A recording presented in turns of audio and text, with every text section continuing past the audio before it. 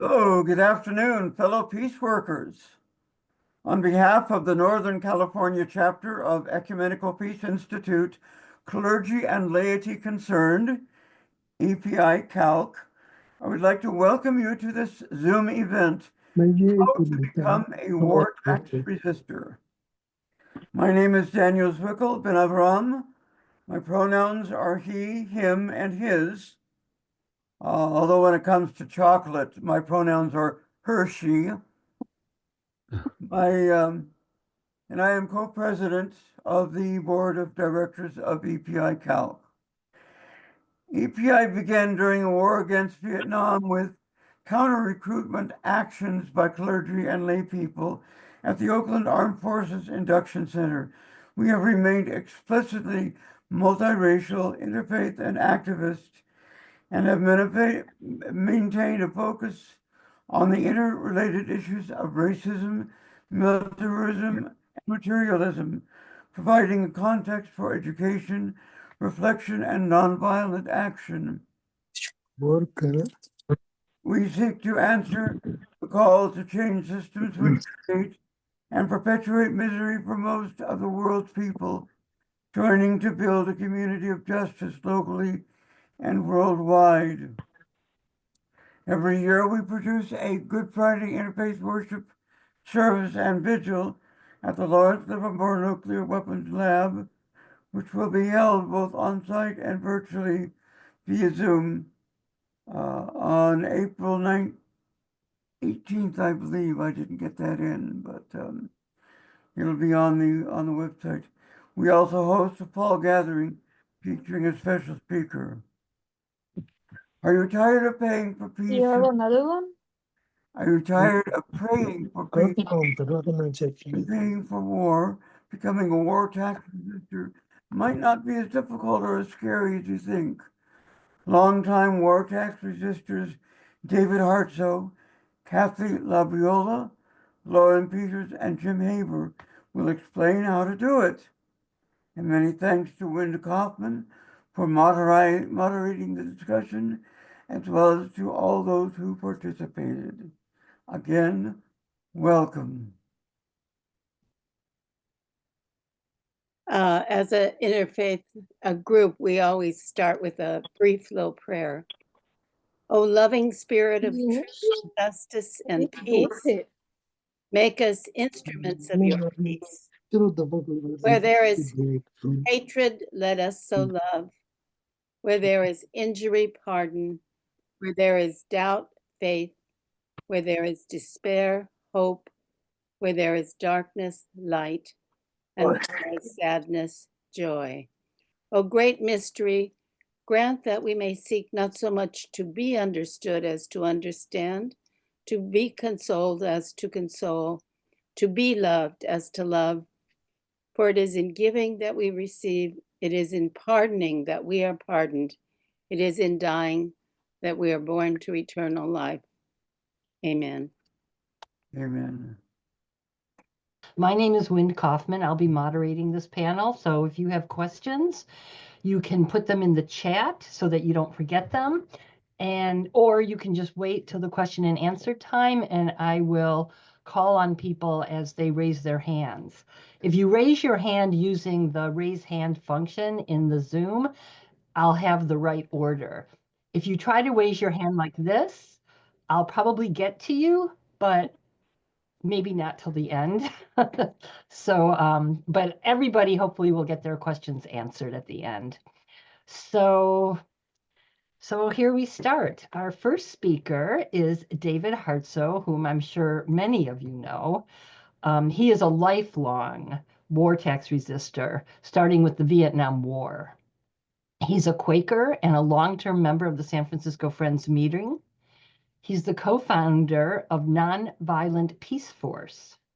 He's also the co-founder and board member of World Beyond War. And he's an author of the book, Waging Peace, Global Adventures of a Lifelong Activist, which I would highly recommend. So with that, David, I'll hand it over to you, and you can tell your story of tax resistance. Thank you, Wynn, and welcome everyone. It's good to see so many friendly faces that I think really care about this crazy world we're living in, and specifically are looking at how can we begin on a larger scale to begin refusing to pay our taxes for war.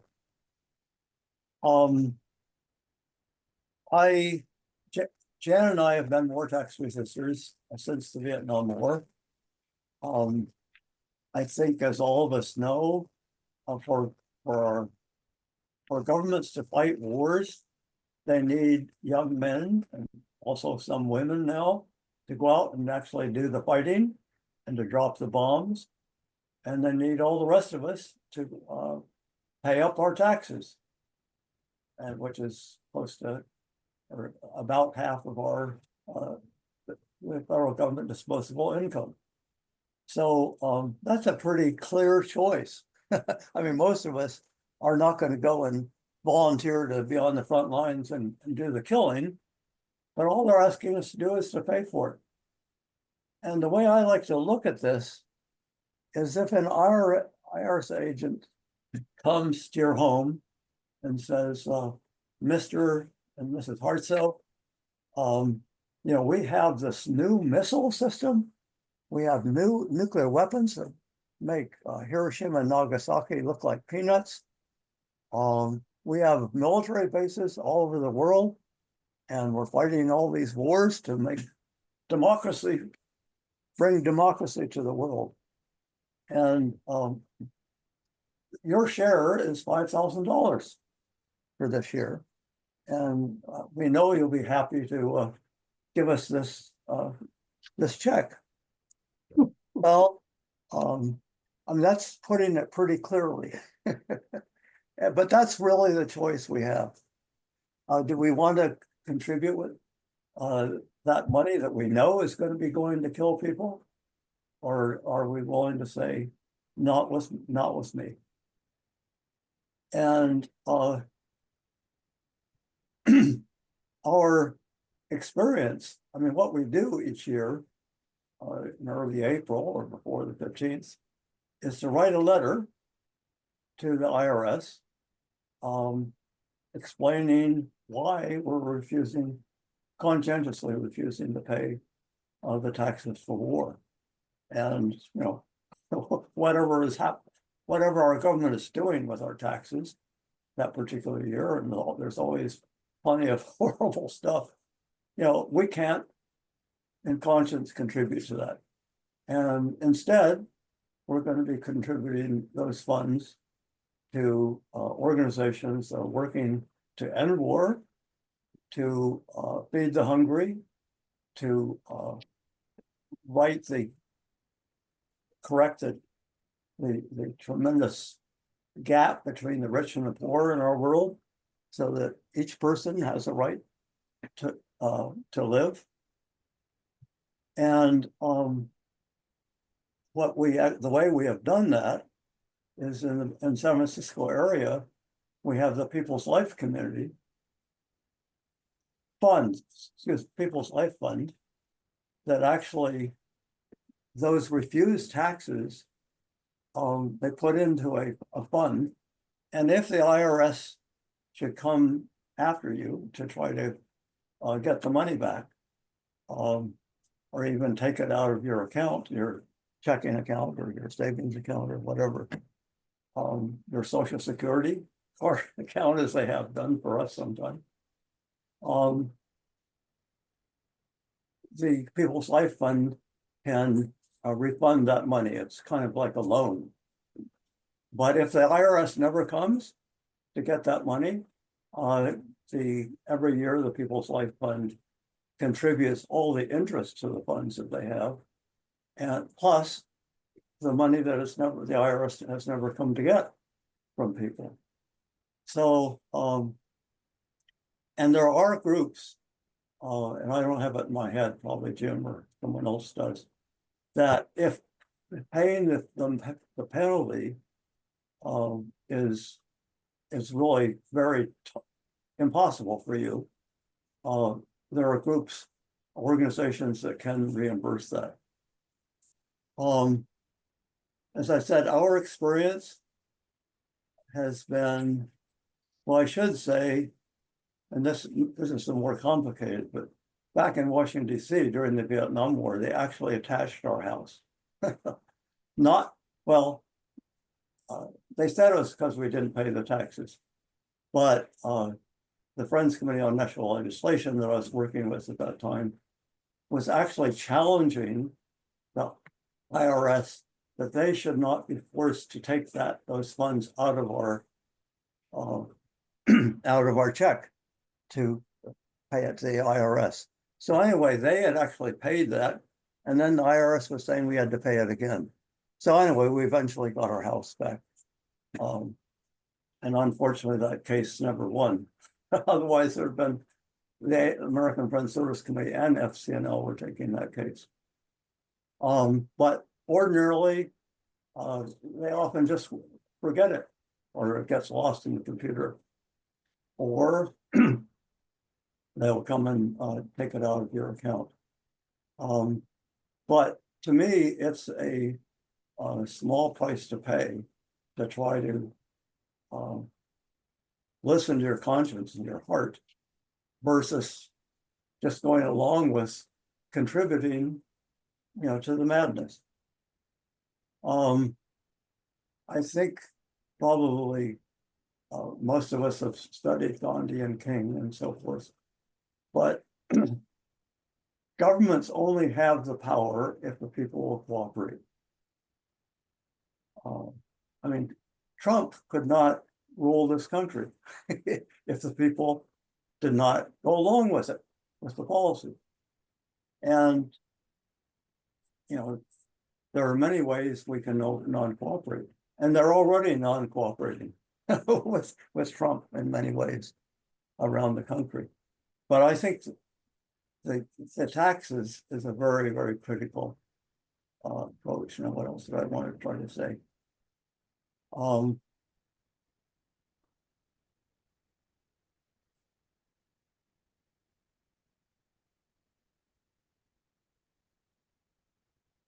I mean, I think everyone here knows what the war tax resistance, the National War Tax Resistance Coordinating Committee on their website has all the specifics, and they actually do War Tax Resistance 101, where you can actually learn the specifics, and if you have questions, they can answer those questions. So it's really a dream, but especially when we're doing genocide in Gaza and we're threatening the nuclear war over Ukraine and, fighting, so many other wars and paying for the bombs that are being dropped on Lebanon and Syria and what's happening in the West Bank. Now is the time, if ever. And my understanding is there's more interest, and not just interest, but concern. Wow, we can't cooperate with this anymore. So it just seems to me this is the time that potentially this could really become a mass movement, and not a relatively small number of people that are saying, well, my conscience is too insistent to that I should not pay for this craziness. So I'm showing a film tonight, so I'll have to leave about 20:07, but if there are any questions, there are other really great resource people that can answer your questions. So thank you for participating, and I hope it's been helpful. David, since you are going to be leaving soon, well, in 20 minutes, I'm wondering if anybody wants to ask David specifically a question, either put it in the chat or raise your hand.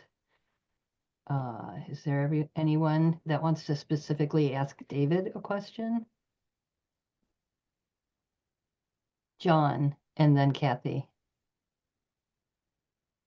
You got to unmute yourself, David, John.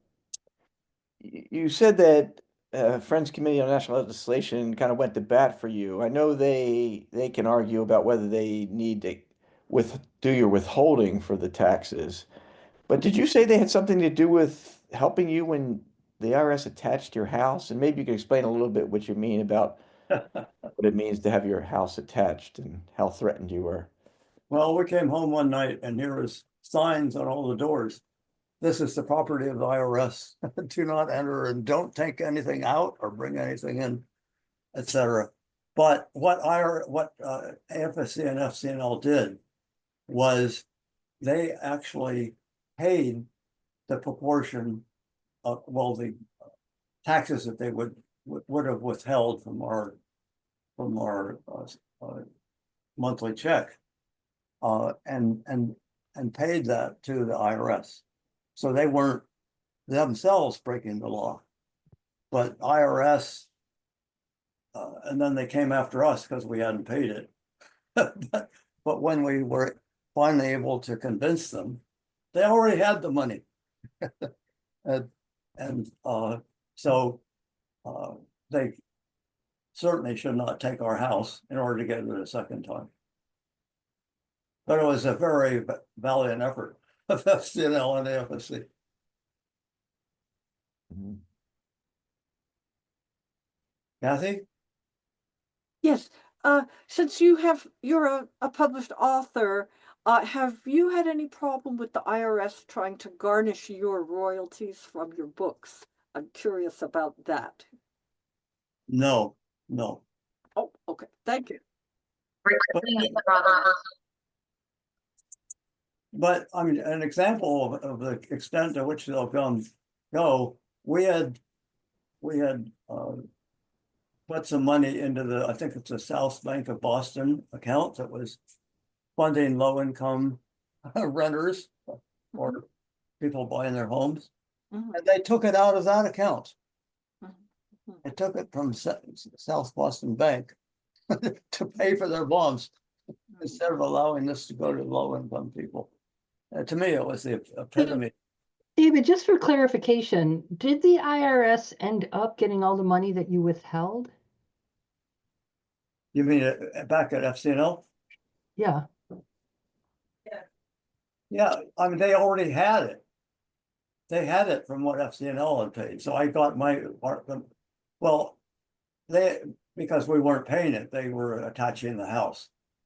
And we only owed $200 or something. So it was All right. peanuts. But we weren't paying it, so they were going to take the house. But there are very, very few cases that happens. I mean, Yeah. and same with imprisonment. I mean, I think the IRS and the federal government try to make people as afraid as possible. I mean, that's the whole war game. Make people afraid, and then they will cooperate, even if it's criminal and it's immoral, etc. So I think in the last 50 years, others might know better, but there have been almost no examples of people either imprisoned or Yeah, that was my understanding as well. yeah. Okay, so David, right, But- real quick, one last question I see in the chat. Do you think that the Center for Constitutional Rights can defend people for not paying taxes? Is that something you're aware of? I do not know. Okay. See, I mean, from my perspective, and I think it's true, we're not breaking the law if we fill out the 1040 tax form and we write the letter. I mean, we actually, I didn't say this. The 50% or so of the taxes that we do owe, that are for schools, everything else, we instead of writing a check to the IRS, we write a check to the Department of Health and Human Services. And in our letter, ask that every penny of that go for health and human services, not to the Pentagon because they need money. Right. Okay. But Anyway, anyway, that sounds like some details about how people would actually implement. but anyway, not- that's an alternative thing that people can do, Right. is even if they pay the non-war portion, make your check to the Department of Health and Human Services instead of IRS. Okay. If it's Laura. IRS, they will still spend 50% of it for the war. All right. Laura, did you have a question? Yeah, I just wanted to get a sense of what kind of penalties they tend to assess if they do go after you, or maybe it just changes over time. And somebody else may know that I- it's relatively small, but if after many years it is not paid, it accumulates. It accumulates. Yeah. Yeah. But It isn't necessarily insubstantial, especially if you've actually owe a lot. yeah, So, it really depends on how much you owe because it's a percentage of that. And it's not necessarily insubstantial. So, yeah. well, for us who've been relatively low income, it's not a well. Right. Okay. Anyway, Well, thank you. I see everyone. Vivian's question in the chat, but I think that was answered about the check to the Health and Human Services. Was that answered for you, Vivian?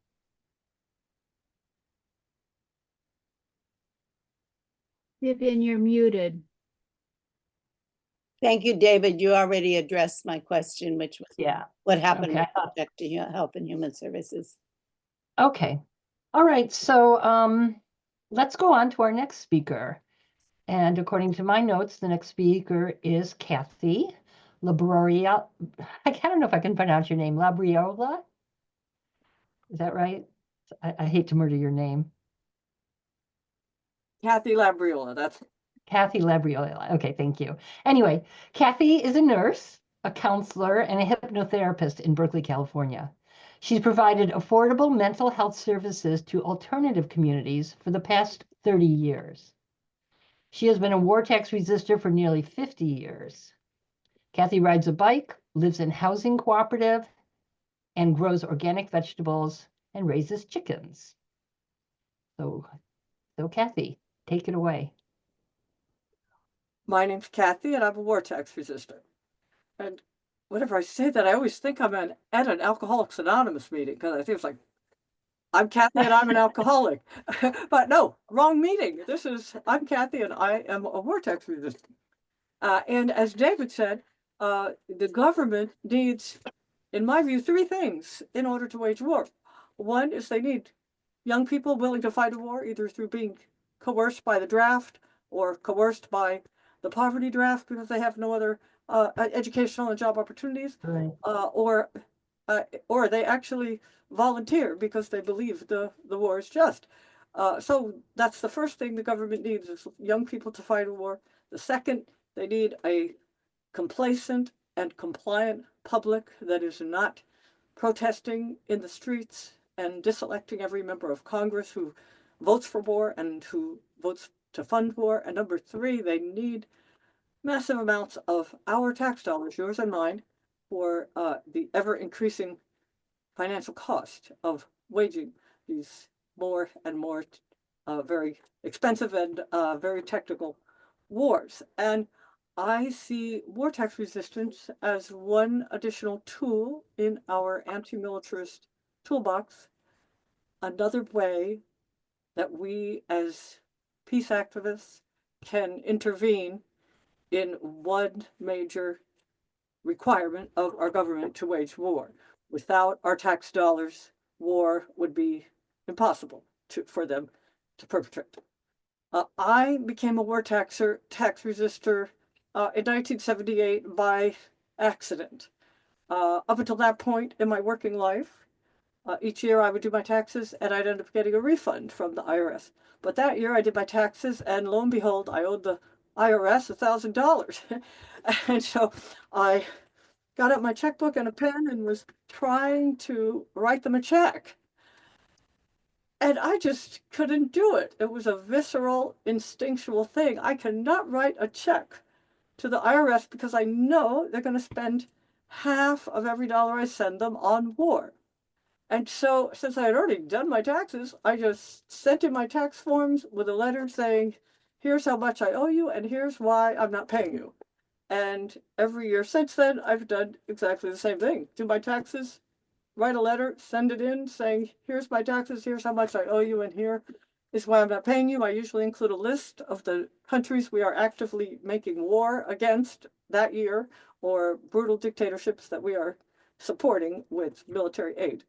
And I was just going along doing that for several years. I've been doing it now for almost 50 years, as Wynn said. But I was going along doing it for about 5 years. And then I heard a KPFA program, and someone came onto the program and started talking about war tax resistance. And I said, oh, war tax resistance is a thing. It's a thing. I just thought I was a lone weirdo. I just didn't know people did this. I thought I just was incapable of writing a check to the IRS because of my own insane belief in peace. And wow, that seemed like a crazy, bizarre thing. So it turns out, wow, it's a thing and it's a movement. And I was so thrilled to get connected up at that time. This was about 1983 with Northern California war tax resistance, and I've been hooked ever since. And I would encourage anyone here who's at this event today that is considering doing war tax resistance to get connected up with Northern California war tax resistance, or any group of war tax resistors you could find, and there are plenty of them. And David mentioned the National War Tax Resistance Coordinating Committee. That is a national group that has lots and lots of chapters and affiliated groups in different parts of the country. It is so helpful to have the support of other people. Even if you just find 2 or 3 other friends who are doing war tax resistance, it is so helpful to have that support, because you can feel very alone. And I know for me, when I first started doing war tax resistance, I just felt like, wow, it's me against the IRS. And, I saw them as sort of this intimidating, monolithic thing. And I thought, wow, they are big and bad, and they're going to come down on me like with a 1,000-pound shit hammer. Excuse my language. I forgot I was here. Religious people are here, and I'm really sorry. I'm trailer trash from New Jersey, and sometimes I forget when I'm in polite company. So I apologize, and I'll watch my language from now on. Anyway, I thought that, I was kind of intimidated. But once I got involved with Northern California war tax resistance, I discovered that, the IRS is just another creditor, like any other creditor, like your credit card company that you might owe money to. You know, it's nothing personal. They're not out to get me. I owe them money, and they want to get their money, and they'll usually do whatever is fastest, easiest, and cheapest in order to get you to pay them. And so the people that work for the IRS, I have discovered over the decades, every time I've had any interaction with them, they're very nice, they're very kind, they're very friendly. They're just disgruntled workers like everyone else. They don't really care whether I pay my taxes or not. They just want to keep their boss off their back and maybe make it look like they're trying to get me to pay. That's really about the size of it.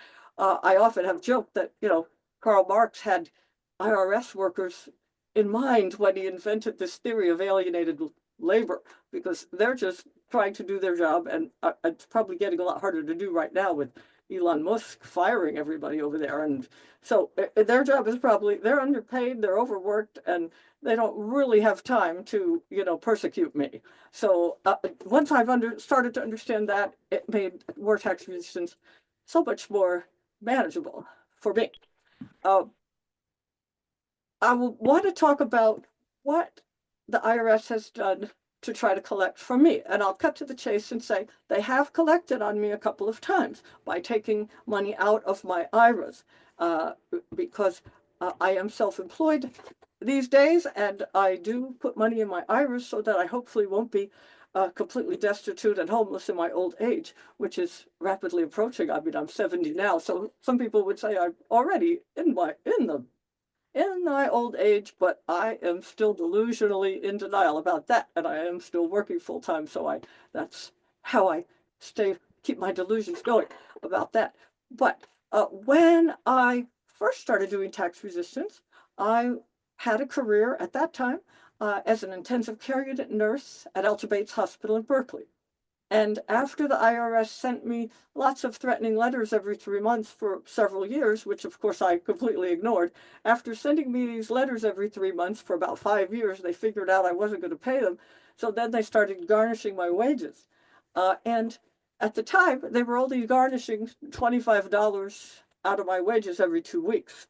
Obviously, that was in 1983 dollars, so it would be a lot more now. But still, the IRS has a formula that's based on how much you make and how much you owe them, and they can only garnish a very tiny percentage of your wages.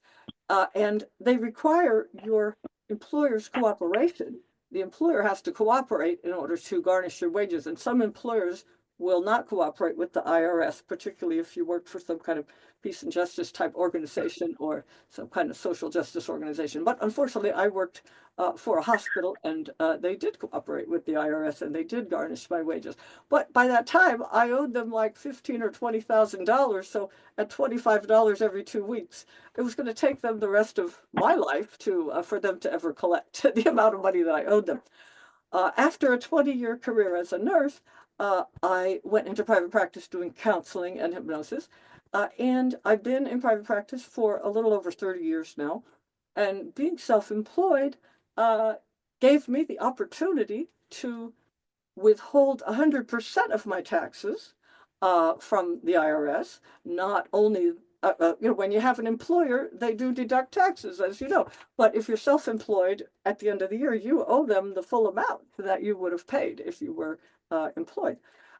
So on the one hand, it's a great opportunity for me that I completely refuse to pay them even a dime. But because I owe them a lot more money at the end of the year these days than I did when I was working in a real job with a real employer who was deducting taxes, because of that, that gives them a stronger incentive to collect on me. And so they have collected on me a few times. My experience and the experience of a lot of other war tax registers that I know is that the IRS will wait until you owe them quite a bit of money, because only then is it worth their while to go through the time, the staff time, the effort, the paperwork, and the cost of going to court and putting a levy on your bank accounts or on your IRAs. In my case, because I barely have any money in my bank account, it wouldn't do them much good to collect on my bank account.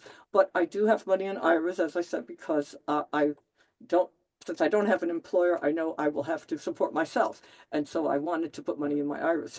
But that does give them money that they can collect on me because I have that money.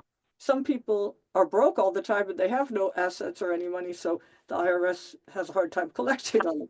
In my case, it usually takes the IRS at least 5 or 6 years, sometimes 10 years, to decide to collect on me. It seems that I have to owe them at least $20,000 to $25,000 before they decide to collect on me. That apparently is the sort of pivotal point where it's worth their while to go to all the trouble to collect on you. In my case, sometimes whole wars would go by before they'd ever collect on me. And I had a situation in the late 80s, early 90s, where by the time they collected on me, the US had 4 wars, and I only ended up paying for one of them because when they collected on me, the 4th war was still going on. So I kind of thought, well, that's not such a bad record if I only ended up paying for 1 out of 4 wars. In any case, they do have ways of getting their money if you actually have money for them to get from you. And as I said earlier, they will just generally do whatever's cheapest and easiest and fastest to do to get their money. I have always filed my taxes. A lot of people don't file, and I think there's going to be at least one of our speakers that's going to address that. So I won't go into that, but I just want to clarify that my strategy has always been to file my taxes, send them a letter saying, here's how much I owe you this year, and here's why I'm not paying you. I'm going to let someone else talk now because I think I've bored you for long enough. Thank you for listening. Thank you, Kathy. I am going to go to the next speaker. So where's my notes? Which is going to be Lorin Peters. So Lorin Peters struggled for 7 years with the just war theory, which he was actually teaching in a local Catholic high school. But he was afraid that he would not be strong enough to go to prison if he refused to pay war taxes. But on retreat, an elderly peace activist, Rose Lucy, said to him, "Lorin, it is better to resist war taxes as far as you can, even if you eventually have to surrender, than to never resist at all." That freed him to begin resisting in 1975, and he persists to this day in his war tax resistance. So Lorin, go ahead and tell your story. Thank you, Wind. My story begins with a profound contradiction. My dad was Mennonite. He grew up in the Mennonite tradition. But when I was 3 days old, he was recruited by a secret project that was trying to separate isotopes of uranium. Now, of course, that's known as the Manhattan Project. And so a couple of years later, when I was about 2 years old, we moved to Oak Ridge, Tennessee, where the separation of the electromagnetic separation of isotopes was being tried for the bomb that was dropped on Hiroshima. So I grew up in a fairly conservative Republican family. At age 18, I began studying physics at UC Berkeley in the same hall where our top physicist had secretly worked out the plan for the atomic bomb. That was before the government got involved in the project. There's an excellent description of that in Daniel Ellsberg's Doomsday Machine, pages 316 to 23. One of those professors, Owen Chamberlain, became my favorite professor. He gave the most elegant lectures. My last year at Berkeley was the year of the free speech movement.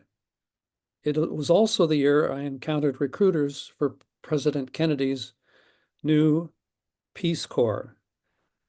And so 1 week after graduation, I was on my way to Peace Corps training and to Thailand. 2 weeks after starting the training program, President Johnson announced we were going to join the war in Vietnam. Fortunately, the Peace Corps kept me out of Vietnam for 3 years. But then it brought me a serious death threat. That's a whole other story. And I began planning to get a gun. But then, by the grace of God, I was given a simple but powerful dream. An angel, or maybe it was Jesus, took me by the hand. He never identified who he was. But in the dream, he took me by the hand to go talk to the man who wanted to kill me, the man who had issued the death threat. And I realized eventually that that dream very, very likely saved my life. It also dramatically changed the way my understanding of God's ways. Violence is never the way of God, the way of goodness. But I struggled, as Wen just indicated, for 7 more years with the just war theory. And Wen told that part of my story. So come 1975, the Bartimaeus community was a commune in Berkeley, or at least I think of it as a commune. I don't know if they call themselves that. And some of them were organizing the People's Life Fund, a war tax resistance community in Northern California. Each year, I would send them whatever taxes I was withholding from the IRS. They would invest their funds in local projects that were improving the community. For example, financing solar panel installations. And then the interest from those investments would be donated to local charities, to local groups serving the poor. And as David indicated, one of their options was if the IRS collected on me by, for example, by garnishing my paychecks, then I could ask the fund to return what I had given them. Some years the IRS collected, some years they did not. They occasionally added penalties and or interest charges, but they never specified, up until last year, they never specified which year's return they were covering with that year's garnishment. I would so I had no way to calculate how much I actually still owed them, because each year's taxes were treated as a separate entity. They never integrated, from what I could understand. In fact, one of the agents who was assigned to me showed up at my school one day after school, about 3:30 in the afternoon, and started asking me questions, which I answered. And he was a retired military officer, and he said to me, "Lorin, the Russians are coming, and if you don't pay your taxes, the Russians will be triumphant," which I find kind of a humorous argument. But he went to the door of the classroom, he opened the door to go out, and he turned around and looked at me and said, "Have you ever done this before?" And I said, "Yeah, I've been doing it for 20 years." And he said, "Oh," he had no clue that there was a pattern. So continuing with my story, I estimate that they collected maybe half of what they thought I owed them.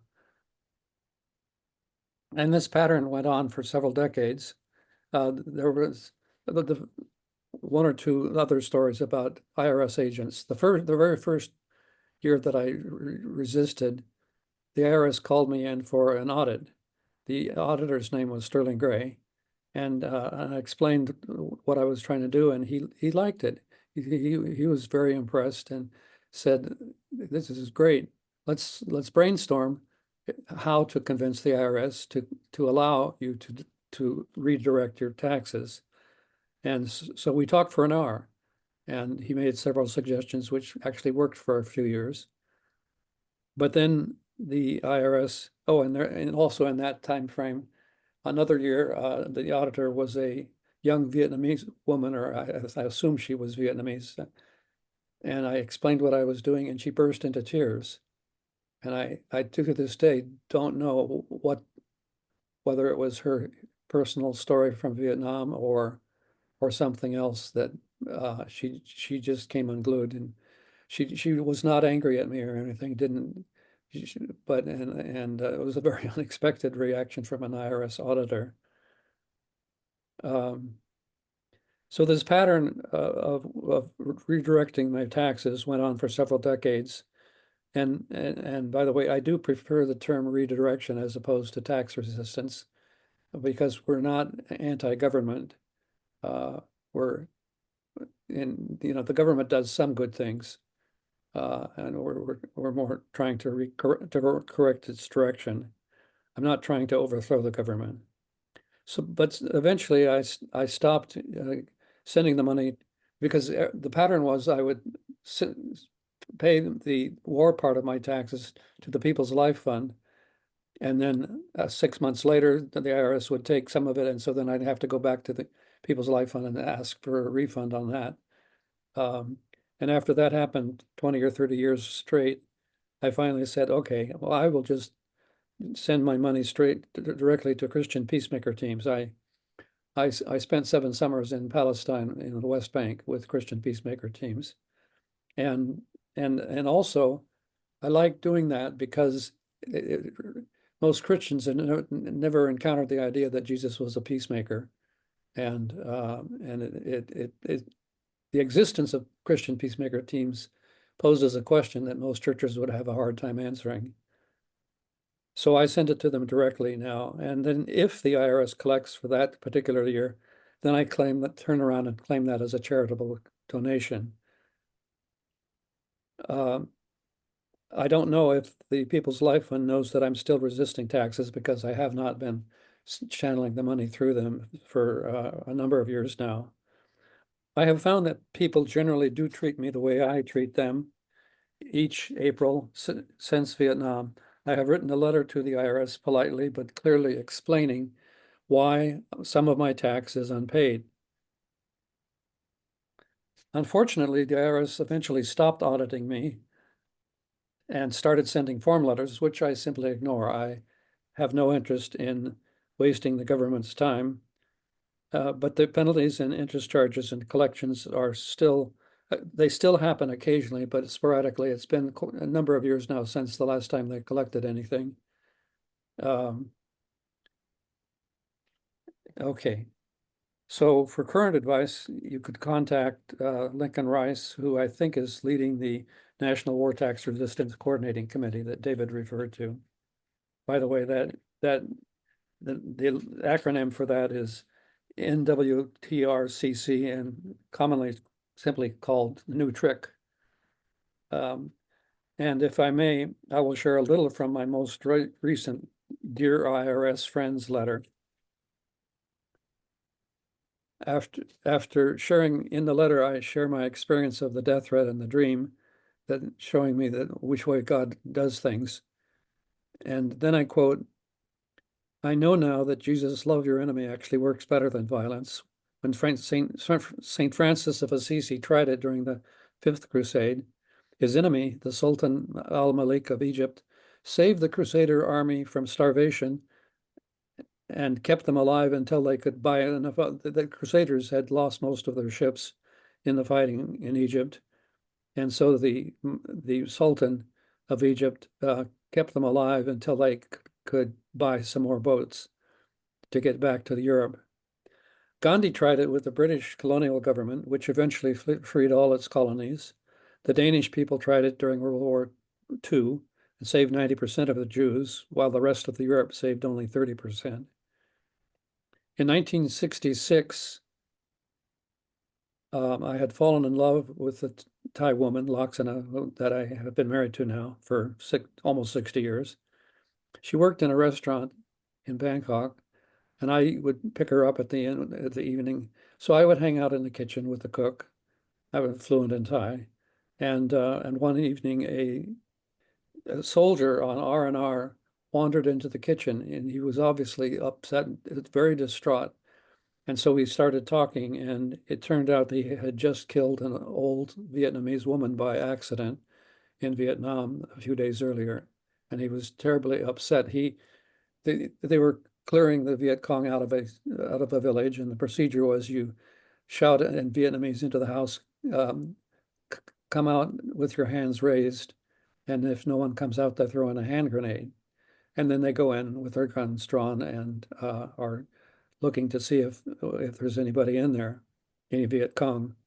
And so he found an old woman bleeding to death. Well, number one, Vietnamese is a tonal language, and if you aren't taught, it takes a long time for us non-tonal people. It takes a long time to learn to speak it correctly so that the locals can actually understand us. I have the advantage of having some musical background, so my tones were quite good, but a lot of the volunteers' tones were terrible. Anyway, and I ended up weeping in my arms because he was so terribly distraught about having killed someone, and so that's what we now call a moral injury, and it happens to soldiers who kill other people, who kill other human beings. And it's still the primary cause of our 4,000 extra veteran suicides year after year. This is according to our Veterans Administration Suicide Data Report in 2012. By the way, that data was so devastating to our leaders that Congress passed a law forbidding the Veterans Administration from collecting suicide data of the veterans. And I've noticed now in the current conflict in Gaza that Israeli soldiers have begun committing suicide. It is not, I read a little of the Israeli press, and I've encountered 2 articles describing that phenomena currently.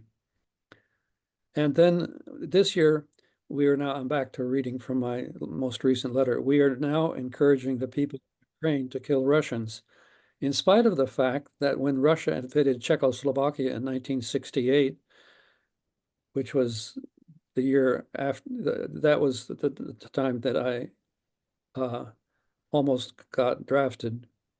My draft board tried to draft me after 3 years in the Peace Corps. Fortunately, the mail service in Thailand lost the letter, and so I never got drafted. The Czech people, in 1968, the people of Czechoslovakia turned the Russians around without killing them. But almost nobody seems to remember that anymore. And then finally, the last part of the letter, as you can see, I still owe for last year. according to the War Resisters League, 43% of this tax goes to our military. Excuse me, I've got a problem with my notes here. So I have paid this 43%, 700 that year, last year, $789 to Christian peacemaker teams and I include a photocopy of the check to Christian peacemaker teams. And my non-military balance, 1,047, is enclosed with this return. That's the end of the IRS letter. And so each year I would read my letter to all my high school students. I was teaching at Bishop O'Dowd, mostly physics, which is my background and my training, but also every year, every semester, there was one section of alternatives to violence. But I had been encouraged to share any kind of spiritual journey with my students year by year. And so all of my students heard my letter. And I've noticed now that I'm teaching confirmation, when I teach, the class quiets down and listens. And sometimes we get into profound discussions. And so just to summarize what the IRS has done, they garnished a very small number of my paychecks during my teaching career. I was teaching for about 30 years a little over 30 years since I began with redirecting my war tax. In 1982, they went to my bank account and took some money out without telling me. I was actually in Thailand that summer. And now that I'm on Social Security, they occasionally garnish a little of my Social Security check, always 15%, never more than 15% of a given check. And that happens very sporadically, maybe once every 4 or 5 years. And one year they actually, I owed them a 4-digit sum of money. And all of a sudden we got a letter back. My wife always filed separately from me. I always encouraged her to keep it separate because I didn't want the IRS coming after her for my sins. And so, but one year the IRS suddenly took the exact amount that I was refusing to pay out of my wife's refund. So it was very transparent and obvious to me that they were simply trying to go after her, even though that she had not resisted it at all. So I wrote a letter to the IRS shaming them for being dishonest. And that was the end of that. They dropped the case. So that's my history and my story. Thank you for listening. Thank you, Lorin. All right, so we will turn to our last, but certainly not least speaker, Jim Haber. He's a longtime activist with many affiliations, including Jewish Voice for Peace, the Center for Jewish Nonviolence, the National War Tax Resistance Coordinating Committee, the War Resisters League, and the Catholic Worker Movement. He's a maintenance tech now for a network excuse me, of mental health and substance abuse residential treatment programs in San Francisco. Jim also leads imaginative and refreshing exercise classes, mostly for octa and nonagenarians at a retirement community in Castro Valley. Okay, Jim, let's hear your story. Thanks, Wynn. I put these headphones on because there's a party going on nearby, but can you hear me okay? Yes. Okay, great. So, hi everyone. Hello, friends and new friends. Interesting discussions before me that I will shape what I share too, because I've been resisting for quite some time, and I've resisted different ways. For a long time, I was income reduction war tax resistor. So I lived in a community in San Francisco, a Catholic worker community, and didn't have enough income even to be required to file a tax return. And so those years I didn't file. But for the years that I've had an income, it's important to not get refunds, because if you get a refund, you can't resist. So when I worked in Nevada for the Nevada Desert Experience back in 2008 to 2013, I think on my W-4 I put more, the W-4 resistance, you adjust your W-4 withholding so that you have to owe instead of getting a refund, because then you can resist. If you're getting a refund, you've overpaid. You've given them it up front. And so the first thing, if you want to resist, is that you've got to get rid of that tax refund. But it is, now if you're getting a refund, the idea is that they're withholding about the amount you're going to owe. So you legitimately could, try to add dependents. You don't have to explain it to your employer at all. They're not really entitled to ask. You just give them the number, not your worksheet. War W4 Nutric has a great handout you can get from their website about W4 resistance and about the W4 form. And I am curious, it maybe in the Q&A, Lauren, how you, who had a W2 all those years from Bishop O'Dowd, was able to owe instead of getting a refund, and what you did. But let me continue first. It's easier if you have a 1099. If you're like a self-employed person, you can resist different ways. And as other people said, it's a lot of people seem to fear the IRS is going to be so immediate how they come after you. And that's just not true. Usually I just get letters every year or two, and separate for each year. I did just last week get one that has all the years that I still owe for, and how much. Now, I didn't think I was up to over 20,000, so I know that I might be getting in the zone where they might come after me. But it's still like they want me to work it out, They say pay $451.93 a month over 6 years, or pay it all at once, But they want you to pay. It's not like a legal thing, like they said. Now, if you file 10 years from when they process your file, if they haven't collected, it goes off. So all of my Nevada Desert Experience year tax liability is actually off the books. They actually never collected on it. I've been getting letters like final notice, final notice things for each year, often final balance due reminder, I don't know if you can see those, but my point is, it is, as Kathy said, treated as a collection matter by and large. So it's not like, as my friend feared, who had resisted a long time ago, and then we were talking, so she's a retired person, Social Security, said she was joking. She said, well, they'll just take it out of my Social Security. And I was like, well, actually, no, maybe after a few years, but don't think of it as like they're going to get it right now. That's what I want people to get over, is that fear of immediate violent violation for war tax resisting. I really want people to get over that and find that debilitating. I also think that if people got a lot of people to resist a little bit, that'd be great. Although I digress from where I was, which was saying I was an income reduction war tax resistor for a while. There's W4 if you have an employer and all that.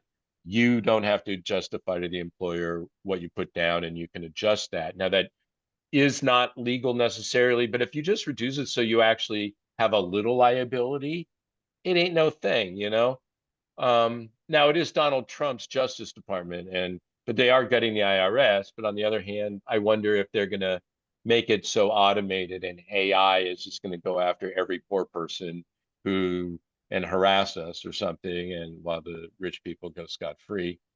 Because Biden did pass some, there was funding increased for the IRS a couple of years ago that was targeted at high income owers, and they were really getting money. So it is interesting to see the destruction of the government And so they're going after a lot of poor people to make a few people really rich, as we know. And if you have a 1090, if you have 1099 work, you should consider if you want to resist. And it's really great. You don't have to resist everything. You resist a little bit and include a letter why you're not. And that feels empowering, even though they'll never reference it in any communication they have with you. They're not going to get into the politics ever. But it is in the file. It's best also if you file a paper return, right? That's the other thing. If you want to include this, you don't write on the form. And this is something that war tax resistors won the right to years ago, was to include a statement, but don't staple it. Don't write on the form itself, because then they have this thing called a frivolous return. You make it frivolous. But we won the right to include a separate letter, as Lauren was referring to, Kathy.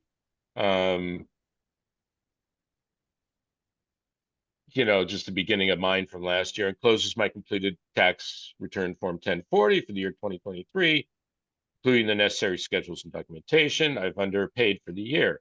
This letter explains why, as a matter of conscience, I'm resisting paying for the United States of America's wars and genocide.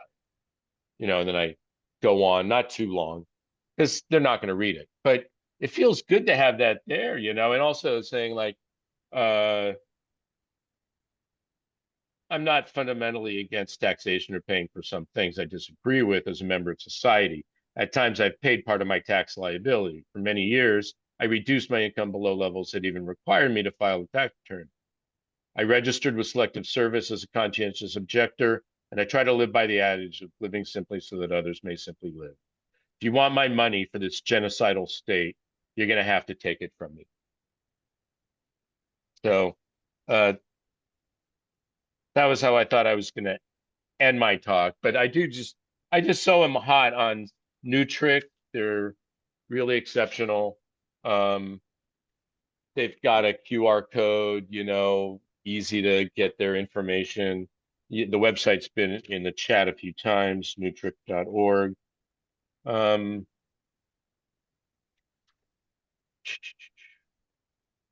They haven't taken people's homes for a long time. And again, you can always then decide to try to settle up. I do have some money set aside. I wasn't sure how the assistance fund really worked because I haven't needed to deal with it, but I saw your link to the PDF brochure. So I appreciate that. Thank you in the chat in response to the earlier time when that came up. I wasn't sure it was still active. The redirection fund, the People's Life Fund that I'm part of in the West Coast, there's only two left. There's one on the East Coast, ours. There used to be one up north in Seattle, Tacoma, and down in LA. And they've kind of gone out of business, aged out. And, we could, and also, starting bank accounts that service funky things like war tax resistance, or I'm not sure that new ones could be set up. We haven't taken new people in ours for a while. I'm not sure if we can or will. It's come up a little bit recently. I'm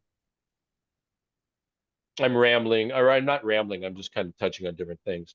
I also just want to throw out that for people who do pay taxes, there have been these tax lawsuits now that have been coming up that are not so much tax resistance, but they're like legal, law, taxpayers against genocide. Was it coming? Someone help me out with the link in the chat to these things. Lawsuits, first in Northern California against our senators and a couple of Congress people for taking their tax money and doing that. And now that's being internationalized. I know Cynthia Papermaster locally in the Bay Area is a good person, a resource for that maybe. But Chrissy Kirchhoffer on the Nutric site, you go to their blog, and their latest blog, or one of the latest blogs by Chrissy Kirchhoffer, is about a webinar that the Taxpayers Against Genocide had, and I found it very good, thoughtful, well organized. War Resisters League puts out its annual pie charts. Those are always good to get and support the War Resisters League to see that thing. A point of that is to compare how the federal government spends the military part as a small portion of the US budget as opposed to how it more accurately is.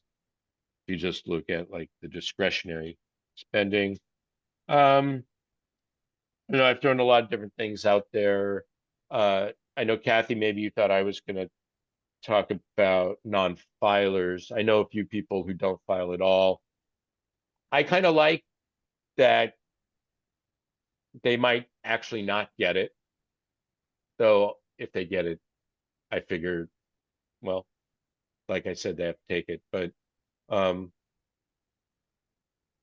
don't know. I didn't mean to evade my taxes, but so it's kind of funny. I feel like, oh, I was resisting. I was expecting them to take it, and actually I got away with it, so anyways, lucky me. Carry on. All right. Questions. Yeah, Kathy. Thank you, Jim. Yeah, we Oh. will move into the question and answer. However, before we do that, I'm going to give the floor to Daniel. He wants to make a fund appeal. Go ahead, Daniel. EPI, a 501c3 nonprofit religious organization, is a prophetic voice and witness, embracing all faith and earth-based traditions, serving a vital role in the Bay Area peace and justice community and around the world, with a focus on the genocide against the Palestinian people, which our government supports and funds, the plight of the Haitian people, and on ground zero in our national nuclear weapons program, the Lawrence National Weapons Lab in Livermore. But we do not live on peace and love alone. Compassion cannot by itself keep the lights on. Please support us as generously as you are able in this continual horror we face. Another 4 years of hatred in the Oval Office. We wonder what we can do as individuals. Well, we must all work that out for ourselves. But there is one thing we can do: support organizations like EPI that fight the good fight.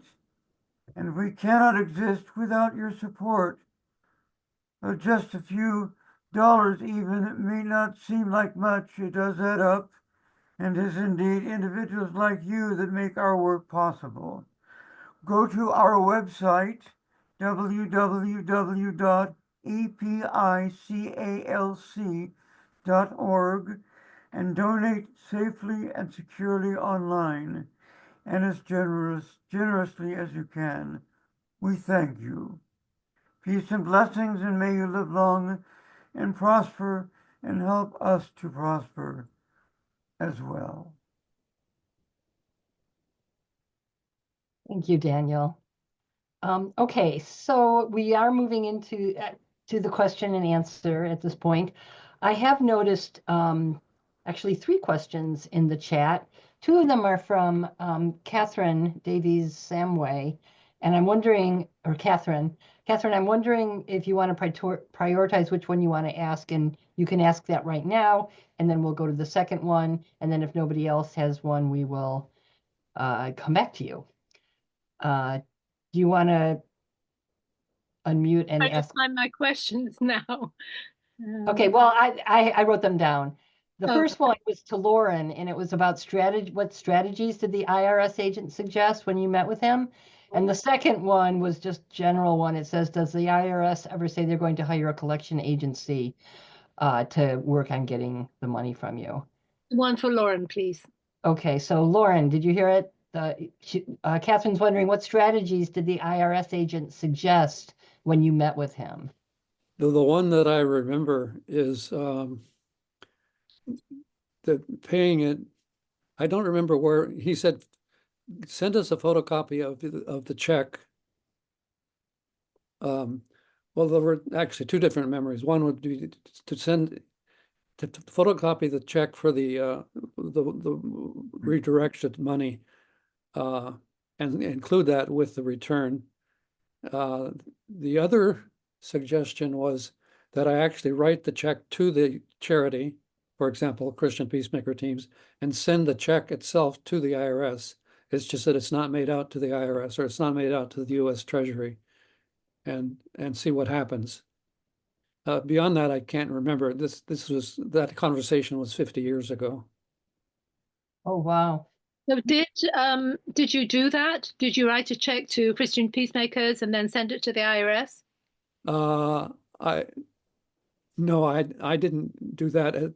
The Christian Peacemaker part of my life came several decades later. Thank you. All right. And actually, Jim, I'll direct Catherine's other question to you, but before I do, I'll notice that Steve answered what happened to him in the chat. So the question was, you know, has the IRS ever employed a collection agency to work on getting the money? And Steve responded, I've had two collection agencies try to collect from me as a war tax resistor. Each one tried for 2 years. When they could reach me through calls, they returned my case to the IRS. Haven't heard anything since that time. Do you want to add anything to that, Steve? Could I add something about it? Let Steve go first, and then you can answer. You can add, Jim. I don't really have anything to add to that, except that it seems like they aren't really getting collection agencies on their debt, but I'm wondering if that will start again due to the firing of IRS agents and defunding of some of the IRS. It could happen again. We just don't really know. Yeah. So when they, just to When I- clarify, when they called you, did you actually talk to them, or did you just evade their calls? I never answered their calls. The first one was in New York, and they would leave me messages. The second one was in Iowa, and they didn't leave any messages. But they did send, once a month, they sent me a letter saying what I owed for the last 8, 9, 10 years. Okay, Jim, do you have more to add to that? Yeah, I Afterward, do. I'll call on John Brewer. Go ahead, Jim. I have more to add to that. It's interesting that the collection agencies have less power than the IRS does. Like the collection agencies can't garnish your wages and take your stuff, you know, but they can lean on you. And so it was kind of strange, but that's what Ruth Ben of Newtrick told me back when some of my years were given to collection agency, but then they passed it back to the IRS. And so, you know, then the IRS was doing their, not even annual. I don't think I mean, the collection agency gave me phone calls and somehow I didn't answer them. I don't know if I ever actually talked to someone, but it was kind of by chance. Not like it said, oh, this is the IRS tax collection. I don't know. It just kind of worked out. Maybe I had one or two conversations, but I said that I wasn't actually concerned about having to pay. So I wasn't anxious to work out a plan with them. And so, and then we, you know, so that was kind of that. But the collection agencies have less power than the IRS. They can't actually take your stuff. So you should know that. I had a similar experience. My case, the IRS sent me a letter saying that they were transferring my case to a collection agency who sent me a letter, but I did not respond to it. And after 2 years, the collection agency sent a letter to me saying that they were transferring my case back to the IRS. Yeah. In some ways, it seems like once you send it to a collection agency, you've got a 2-year, you know, free time. I don't know what to call it. John, did you still have a question? Yeah, it's been Go ahead. quite inspiring to meet folks who have spent their lives doing this, because I was always thought it would just be more of a nuisance than it was worth, and I'm only doing it now. But if I could Welcome. have a quick kind of yes or no from three of you, did over the course of your long tax resistance, did the IRS get more or less money out of you, and by about how much than if you would just pay taxes like everybody else? Lincoln knows that percentage, you know, like what the max is or something. But Kathy, I'm sorry. Oh, go ahead. Go ahead. No, that was all I Well, did they, like, the it's question like is, did they get 20% or more? Did they it get maxes more? out. No, but There's a certain level that they can get to. that's not the question. Yeah, I'm asking you just your personal things. If you're, as you look back, do you think you paid a whole lot less taxes than you would have otherwise, or did they eventually get most of it? Well, I Or- answered that my earlier years are off the books now, and they didn't get it. But they might get some of what I owe now from the most recent year. I don't have an exact answer, but my impression is that they've collected but roughly half of what they thought I owed them. Kathy? Uh, they have collected on me everything I've owed them up to. And the last time they collected on me was about 3 or 4 years ago, and at that time they collected for the prior 12 years. They hadn't collected at all during that time. But yes, they did get the full amount that I owed them at that time. And Plus did penalty? they, what about penalties and interest? There always are a few penalties and some interest. I've always been surprised that it's such a small amount. I would have thought each time I think it will be more. But because I've put the money in my IRAs and I've had it in my IRAs for a number of years getting interest, by the time they collect on me, the penalties and late fees, I end up coming out ahead because I've made more interest on the money by keeping it myself rather than giving it to them.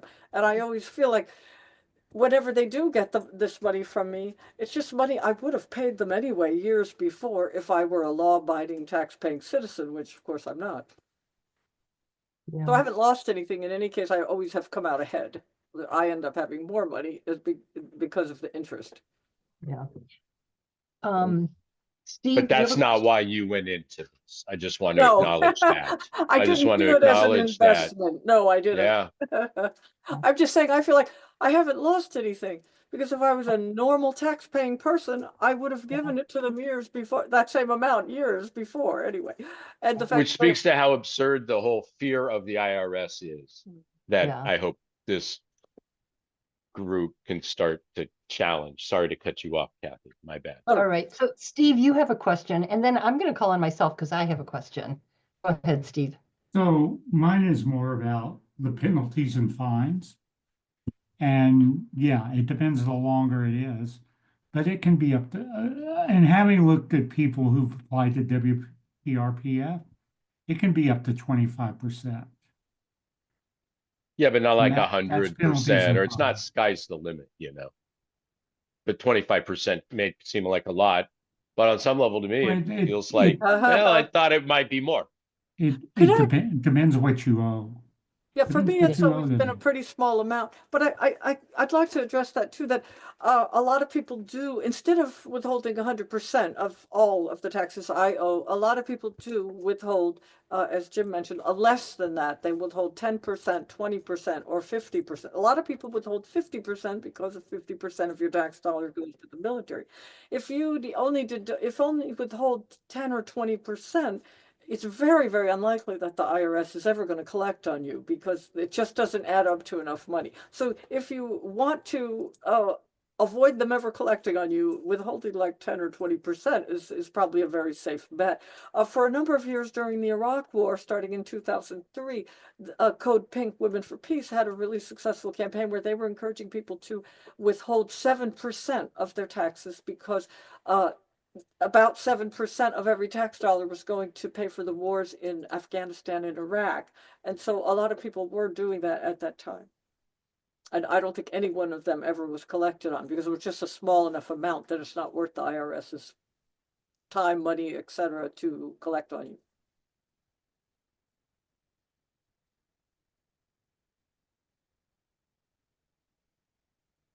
Okay. So the question I want to ask, and I want to give a little bit of background. I actually did war tax resistance like in the 80s. I can't remember the exact year. And I was actually making a good income, as was my husband. And we ended up after 2 or 3 years owing about, I don't know, $25,000 or $30,000.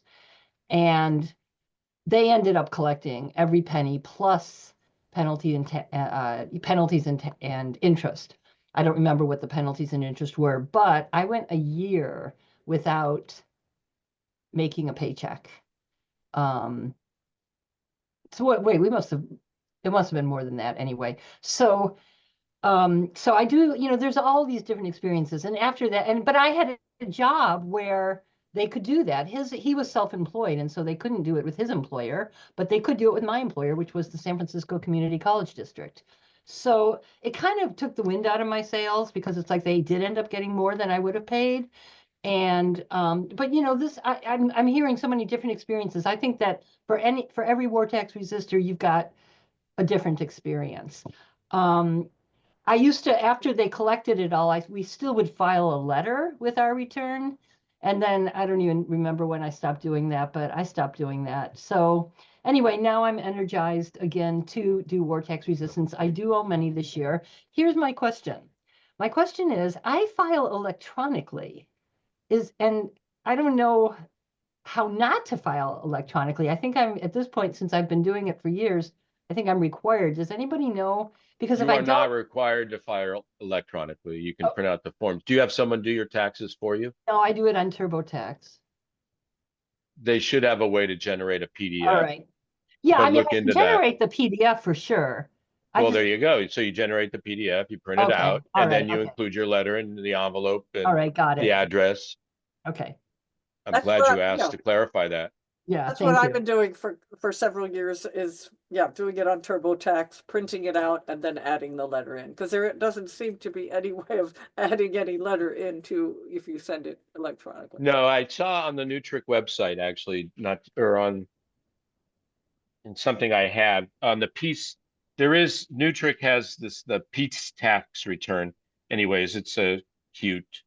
I'm looking for it. You can find it, peace tax return. And I think it says on there is an address that you could send a letter to, but then it's not actually together with your return. If you want it to be with your return, you really need to do the paper return. Yeah. I have known a few people who have filed electronically, but then they have also printed the return out, and sent that in with the letter, but you're kind of doing it both ways. Well, I'm afraid if I do it electronically, they'll just automatically grab it from my account, because in the past couple of years, I've actually been owed money. And so they've deposited money in my account. So they've got my account information. They don't just take it like that. They don't go, oh, let's just take it. There's a whole process All right. for them to take it. Okay. Okay, we've only got about 4 minutes left. And I do see one more question in the chat from Vivian to Lauren. And that is, when they garnished the money from your wife's taxes, did they ever return it? Or did they just drop the case? They When just you dropped it. them? Am I? Yeah. Yeah, I can hear you. They just dropped it, as far as I remember. This was 20, 30 years ago. Yeah. But so they got that money. They didn't return the money to her. Right? We hadn't paid it. Or how did that work? That's a good question. I think they wrote a letter to her saying that she owed them an amount that was exactly the amount that I had withheld. And so I wrote them, and it was obvious that some agent was trying to find an easy way out to get the account closed. And I simply called them on it, and they never collected. Right. Well, it's 7:29, so I'm going to close this out and thank all of our speakers. And I especially want to thank Marilyn and Vivian and Nancy, who organized this. And I think that although, we didn't have hundreds of people here, I do expect hundreds of people to be watching this and starting their war tax resistance. And I know that I'm inspired to start again this year after a hiatus of 40 years? So thank you, everybody.